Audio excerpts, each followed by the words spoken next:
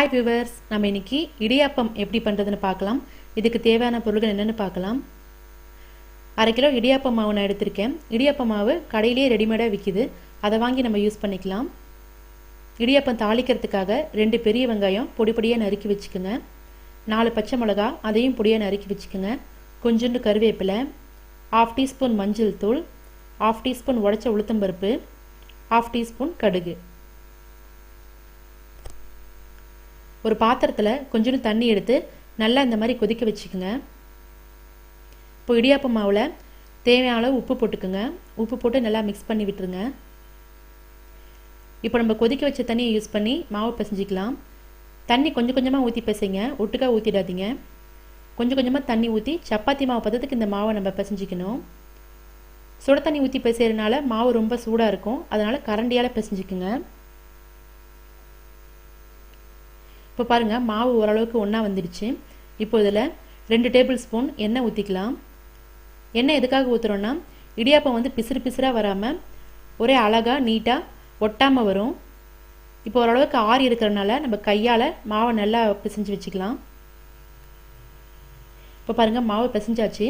நம்ம hot water use பண்ணி பிசைஞ்சிருக்கிறதுனால ஓரளவுக்கு நமக்கு வெந்த மாதிரியே ஒரு ஃபீல் வரும்.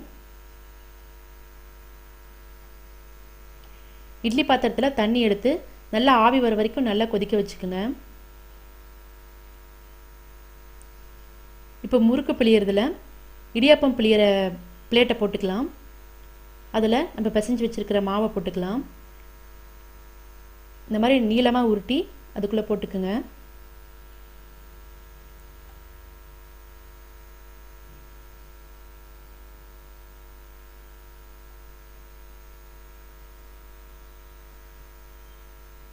இப்போ பாருங்கள், இட்லி பாத்திரத்தில் நல்லா ஆவி வந்துடுச்சு. இப்போ இதில் இடியாப்பம் புழிஞ்சு விடலாம். இந்த மாதிரி நீளமாக கண்டினியூஸாக புழிஞ்சு விடுங்க. லேயர் லேயராக மேலே மேலே அப்படியே புழிஞ்சு விடுங்க.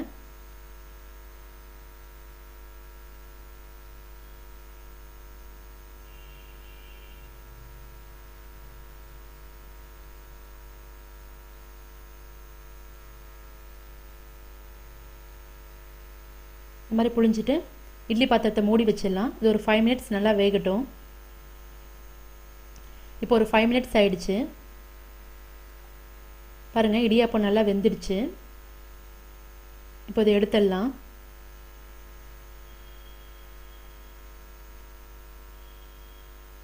இதை எடுத்து ஒரு பிளேட்டில் போட்டுடலாம்.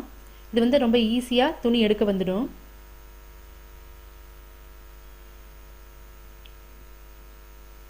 இப்போ அடுத்த ரவுண்டுக்கு நம்ம மாவு ஊற்ற போகிறோம். இப்போ வந்து நம்ம துணியை வந்து நினச்சி போட்டுக்குங்க, இல்லைனா இடியாப்பம் வந்து துணியோட ஒட்டிக்கும். அதனால் துணியை நினச்சி போட்டுக்குங்க. இப்போ நம்ம வந்து தாளிக்கிற மாதிரி இருந்தால் தான் இதுக்கு முன்னாடி ஊற்றுன மாதிரி நம்ம நீளமாக புளியணும். இப்போ தேங்காய் பால் ஊற்றி சாப்பிட்ற மாதிரி இருந்தால் இந்த மாதிரி இட்லிக்கு ஊற்றுற மாதிரி ரவுண்ட் ரவுண்டாக பிழிஞ்சு விட்டுக்குங்க. இந்த மாதிரி ரவுண்ட் ரவுண்டாக ஊற்றினோம்னா தேங்காய் பால் ஊற்றி சாப்பிடும்போது நல்லாயிருக்கும்.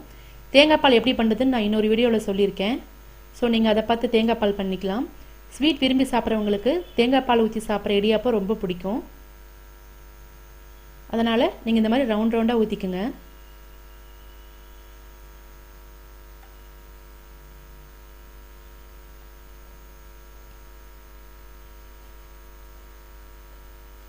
இந்த மாதிரி ஊற்றிட்டு இட்லி பாத்திரத்தை மூடி வச்சிடலாம். இப்போ வடைச்சட்டியில் 3 ஸ்பூன் எண்ணெய் எடுத்துக்கோங்க. எண்ணெய் காஞ்சதுக்கப்புறம் கடுகு, உடைச்ச உளுத்தம்பருப்பு,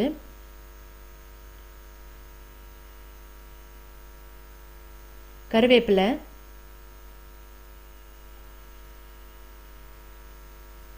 பச்சை மிளகா, நறுக்கி வச்சிருக்கிற பெரிய வெங்காயம் இதெல்லாம் போட்டு நல்லா வதக்கிக்குங்க. வெங்காயம் வதங்கினதுக்கப்புறம் 1/2 டீஸ்பூன் மஞ்சள் தூள் போட்டுக்குங்க. நம்ம ஏற்கனவே இடியாப்பத்தில் உப்பு போட்டிருக்கோம், அதனால் இந்த வெங்காயத்துக்கு அளவாக ஒரு 1/4 டீஸ்பூன் மட்டும் உப்பு போட்டுக்குங்க. இப்போ இதில் நம்ம புழிஞ்சு வச்சுருக்கிற இடியாப்பத்தை போட்டுக்கலாம். இடியாப்பம் போட்டுட்டு நல்லா மிக்ஸ் பண்ணி விட்டுருங்க.